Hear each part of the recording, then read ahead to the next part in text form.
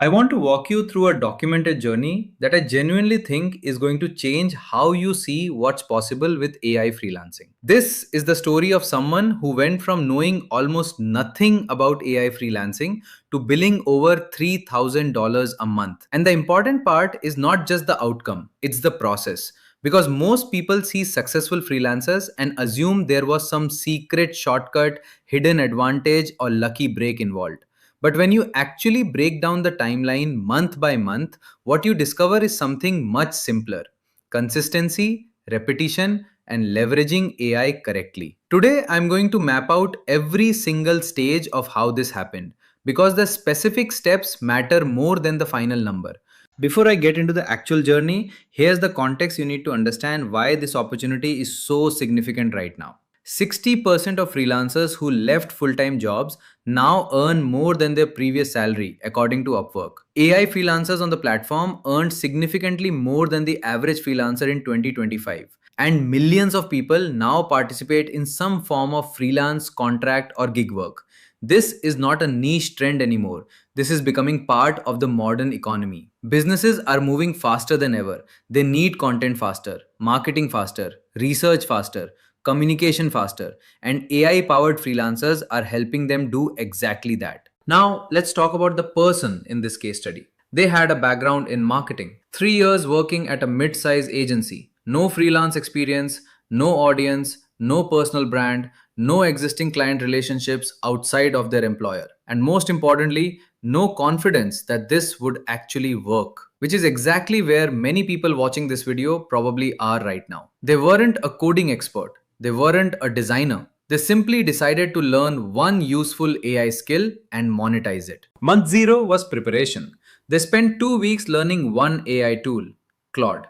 Not 10 tools, not 20 workflows, one tool, specifically for writing and editing tasks. They studied prompts, tested outputs, compared good writing versus weak writing, and instead of endlessly consuming tutorials, they focused on creating. That distinction matters because learning only becomes valuable when applied. At the end of those 2 weeks, they built a portfolio of 5 sample projects in one weekend: email sequences, LinkedIn post, blog content, marketing copy.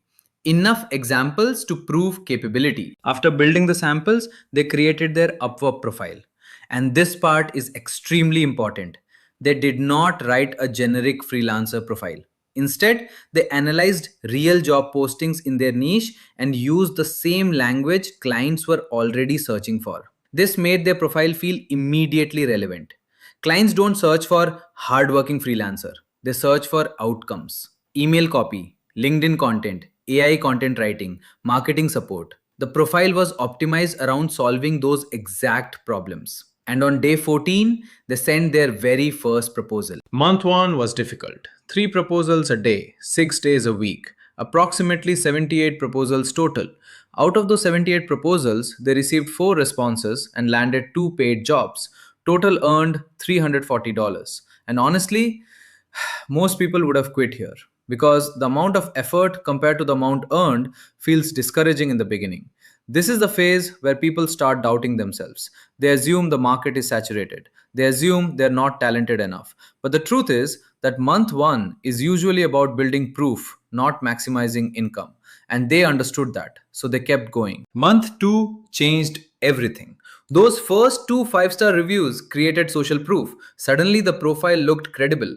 They refined their proposals, improved their profile positioning, raised rates slightly, and that month they landed 5 jobs and earned around $780. More importantly, one client came back with recurring work. This is where freelancing starts becoming a business instead of random projects. By month 3, one recurring client plus additional projects brought total income to around $1,240. At this point, they also introduced something smart: a small maintenance package after every completed project. Instead of ending the relationship, they offered ongoing monthly support for updates, revisions, or content management. 2 clients accepted. That changed the trajectory completely. Month 4 was where the compounding effect became visible. 3 recurring income sources plus ongoing project work pushed monthly income past $1,800. Now, the pressure of constantly finding new clients started decreasing. Recurring revenue creates stability, and stability creates confidence. Month 5 reached approximately $2,400. At this point, they raised their rates by around 20%. And here's the interesting part, they lost no clients. Why?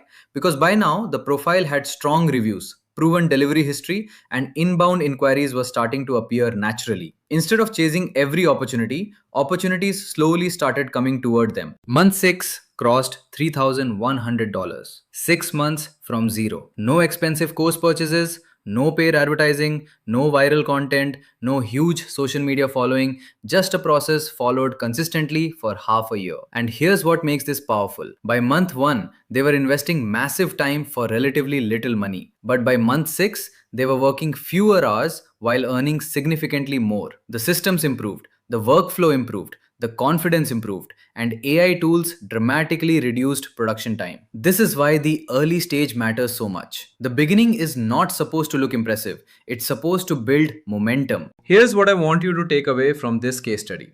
The reason most people never reach $3,000 a month freelancing is not lack of intelligence, it's not lack of talent, and it's usually not the tools. It's that they quit during month 1 or month 2 when the results feel small. What people don't understand is that freelance growth is not linear. It compounds. Every review improves trust. Every client improves confidence. Every recurring project reduces uncertainty. And eventually, momentum takes over.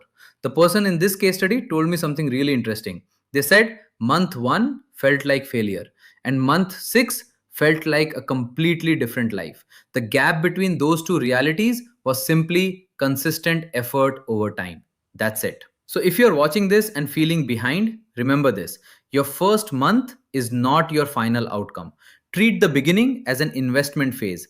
Learn the skill, build proof, collect reviews, improve slowly, and let compounding do the heavy lifting. If you want to see a full follow-up breakdown, including the exact proposal structure, pricing evolution, and how they handled recurring clients, drop a comment below. If enough people want it, I'll create the complete month by month tactical breakdown. And if you're serious about building income with AI, subscribe to Wealth AI. Every week, we break down real systems, real strategies, and real opportunities in the AI economy.